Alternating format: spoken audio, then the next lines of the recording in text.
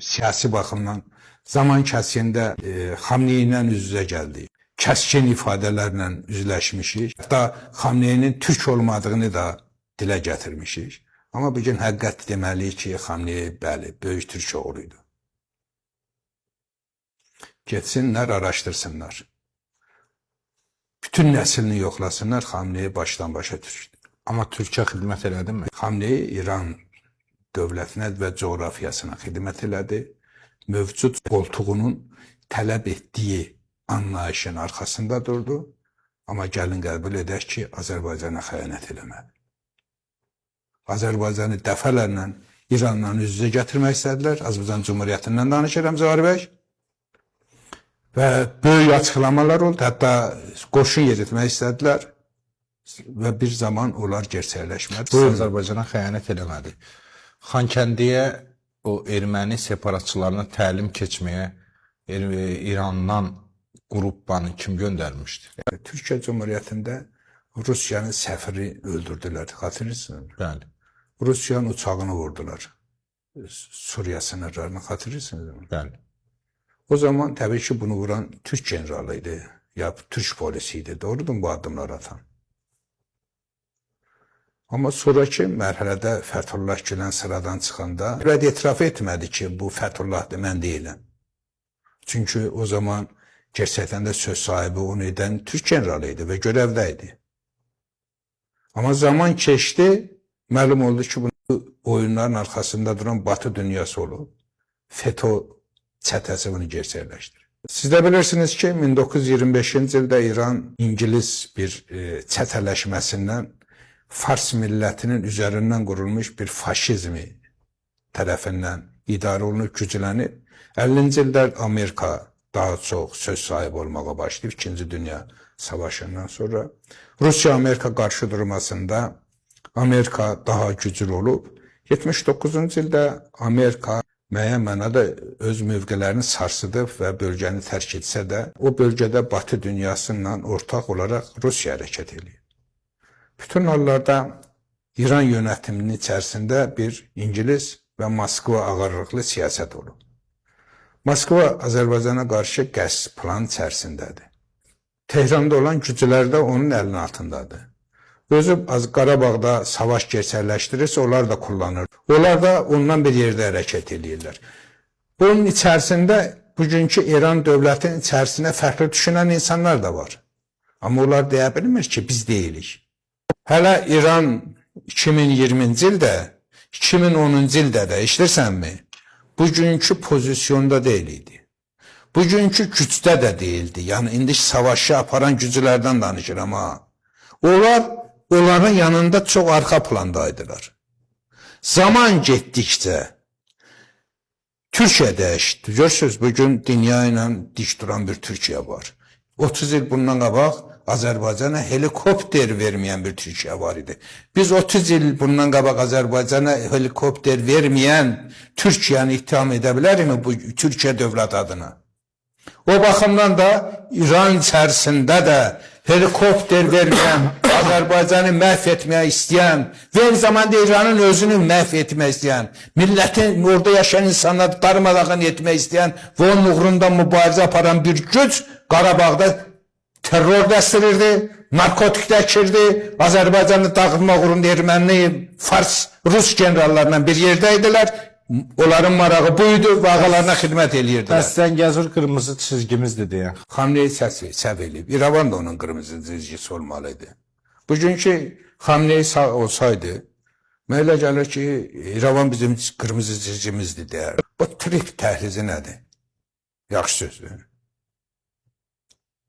Bizim üçün Zəngəzur dəhlizi. Tarih etdilər. Bizim üçün ümumiyyətlə dəhliz anlayışı yoxdur. Bizim üçün Zəngəzur var, Naxçıvan var, Qarabağ var, Muğan var.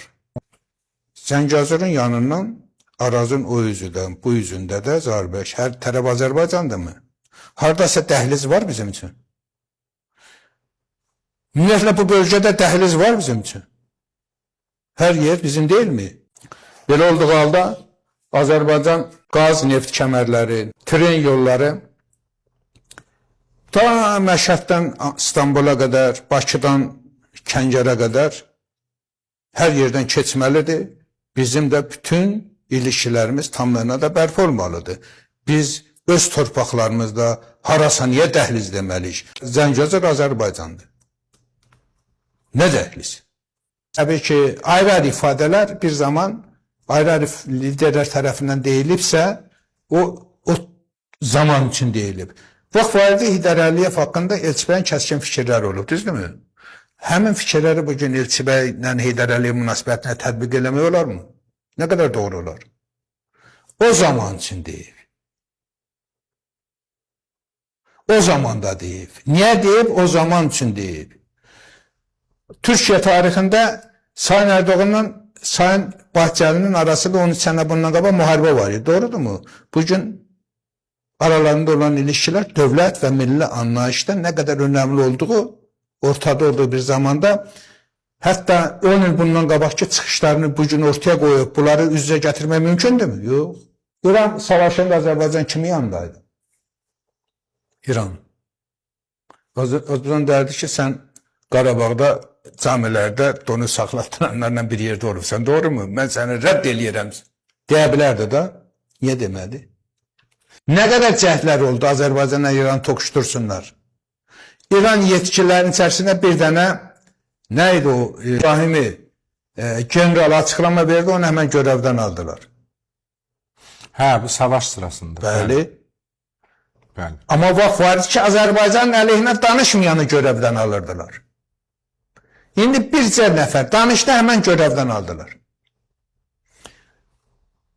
Bugünkü İranı dünənki İranla müqayisə eləmək olmaz. Dünənki İranın idarə edənlərin Zahir bəy, böyük əksəriyyəti bugün həyatda yoxdur. Və siyasətdə yoxdur. Səhid Cəlilin hardasa görürsünüzmü? Savaş zamanı hardasa siz Səhid Cəlilin açıqlamalarını duydunuzmu? Xeyr. Amma mühafizəkar, nə bilim, böyük İran əyatullalarının təmsilçisi Seyid Cəlili obrazında bir İngilis hərəkətlənməsi vardı. O hara getdi arxivə. Hətta bir ara Azərbaycan mətbuatında Yerusəlim Post yazırdı da. Seyid Cəlili Təhlükəsizlik Şurası katibi oldu deyə Azərbaycanda mətbuatın başlığına çıxarırdılar. O kim idi axı məhz katib olsun gözə Pezişyanın qarşısında. Pezişyan istifa verdi, doğrudur mu? Nə oldu? Bəli. Verdi. Pezişyanla Sepah qarşı durması var. Pezişyanı öldürə bilərlər. Nə oldu? Qarşı durum oldu. Müştəbə Xamneyi ilə Pezişyan arasında kəskin siyasi qarşı durma deyənlər vardı. Nə oldu? Oldu. Ona görə Zahir bəy, bugünkü Xamneyiyə mən hesab edirəm ki, Pezişyanın Cumhurbaşkanı seçilməsinin qarşısında durmayan Xamneyinin gözü ilə baxmalıyıq. Və onu da açıq-açığına səsləndirməliyik ki, Müştəbə Xamneyi Seyid Əli Xamneyinin oğludur və o da İran üzərindən qurulmuş oyunları tam mənada bilən bir adamdır və prezident Pezişyanla çox sıx ilişkidə və dostane bir yaxınlıqları var. Bu baxımdan da biz İran münasibətlərinə fərqli yanaşmalıyıq. Yanaşırıq da, yanaşacaq da. Mən hesab edirəm ki, biz Xamneyini 5 il bundan qabaqki Xamneyi kimi dəyərləndirib münasibət bildirməməliyik. Zahir bəy, Xamneyiyə, Seyid Əli Xamneyidən danışıram. Seyid Əli Xamneyiyə bizim münasibətimiz 3 il içərisində olan Xamneyi kimi baxmalıyıq. Pezişyanın seçilməsinin qarşısında durmayan Xamneyinin bu günə qədər olan durumuna Xamneyinin siyasi portreti kimi baxmalıyıq və həmin Xamneyi üzərindən də Xamneyinin şəxsiyyətinə qiymət verməliyik. Keçmişdə olan Xamneyi bugünkü Xamneyi deyil. Və bugünkü Müştəbə Xamneyi 10 il bundan qabaqki Seyid Əli Xamneyinin oğlu deyil. 3 ilin ərzində olan, müharibə zamanı şəhid olan Xamneyinin oğlu kimi baxılmalıdır. Siyonizmə meydan oxuyan biz xalqdan danışırıq, toplumdan danışırıq. Bəşəriyyət qarşısında sözünü deyən bir millətdən danışırıq. Türk körfəzinə, Kəngər boğazına sahiblənən bir toplumdan danışırıq.